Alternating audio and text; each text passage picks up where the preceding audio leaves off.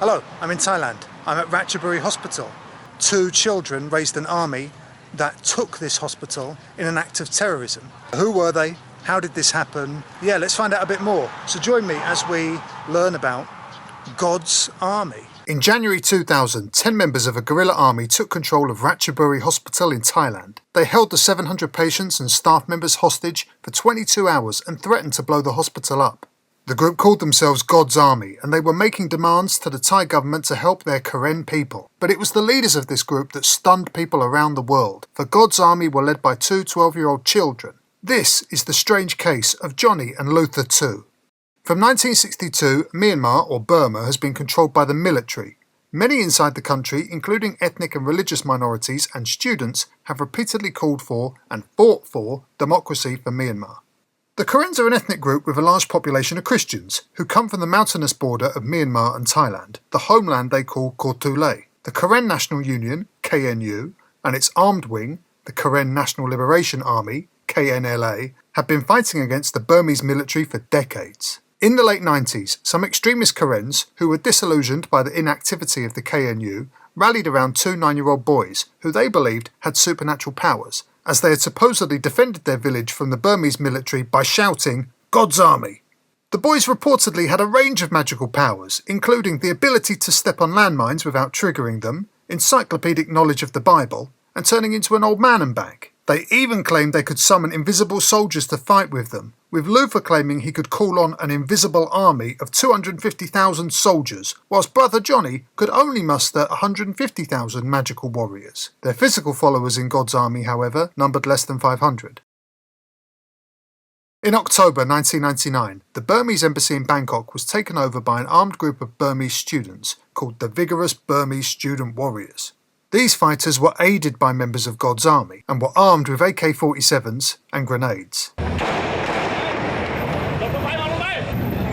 The students demanded that the Burmese military government open discussions with Aung San Suu Kyi's National League for Democracy party. Eventually, the hostage takers were transported across Bangkok with some of the Western hostages. How are you, sir? How are you? I well looked after. Very good. Very good. Who are those people? Are they nice? Very nice.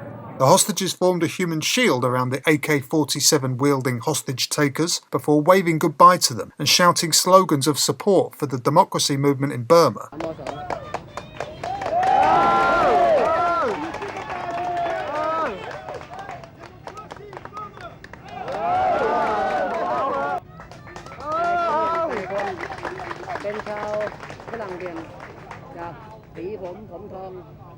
This incident shocked the people of Thailand and the military government in Myanmar, who were angered by many countries not labelling the students as terrorists and that they were given safe passage in a helicopter out of Bangkok. Around 3 months later, on the 24th of January in the year 2000, 10 armed members of God's Army, this time aided by students from the group that seized the embassy, hijacked a bus from the Burmese border and drove it 40 miles to Ratchaburi Hospital, where they took about 200 staff and 700 patients and visitors hostage. The Karen soldiers negotiated with the Thais for some time about their demands, a 5-point plan that included helicopters to fly them to the safety of the Burmese border. Wonder where they got that idea from. Eventually, a plucky Thai cameraman from Channel 7 was let inside the hospital to film the hostages and ask the Karen some questions. ข้าวนะครับเป็นข้าวหม้อข้าวใบหนึ่งซึ่งเป็นข้าวต้มและก็รับประทานกันมาตั้งแต่เมื่อคืนและก็ขณะนี้ทั้งเหยื่อนะครับเหยื่อก็คือผู้ถูกจับกุมนั้นไม่ได้รับประทานอาหารมา3 มื้อเลยครับนี่เป็นช่างภาพของโดยนายชาลีศรีเพนเราจะไปฟังเสียงของนายหนุ่ยนะครับซึ่งได้ใช้ชื่อตัวเองบอกว่าเป็นชื่อหนุ่ยและก็มีข้อเรียกร้องอยู่ 3-4 ข้อสำคัญก็คือว่าต้องการให้ทหารไทยนั้นยุติการยิงกระสุนวิถี I just want to say how wonderfully Thai it is to be so concerned with what the hostages have had to eat and how often they've eaten. For a Thai, missing 3 meals is near unthinkable, so things must be bad. Anyway, over the course of the day, around 450 people were freed or escaped from some of the more remote areas of the hospital grounds.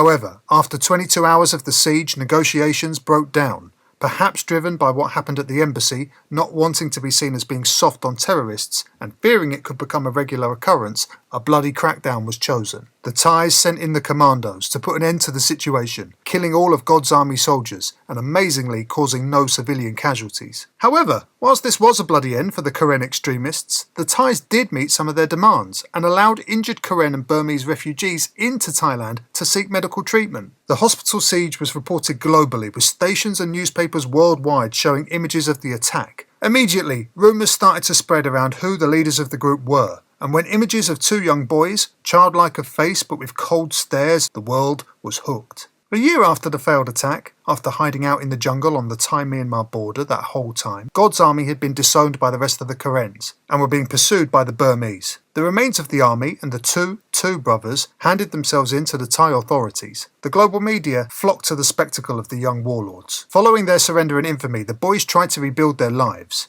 Luther went to Sweden, where he lived for a decade, marrying another Karen refugee, but ultimately adjusting to moving from the war-torn jungle to northern Europe proved a bigger challenge, and he ended up meeting a Karen woman online and moving to Karen state in Myanmar to be with her. The New York Times reported that he was happier away from the Swedish cold, but he'd struggled with drinking. And in an interview with Al Jazeera, Luther said that, "Right now we don't have a fight with the Burmese army. This is very good for the villagers and children. No more war."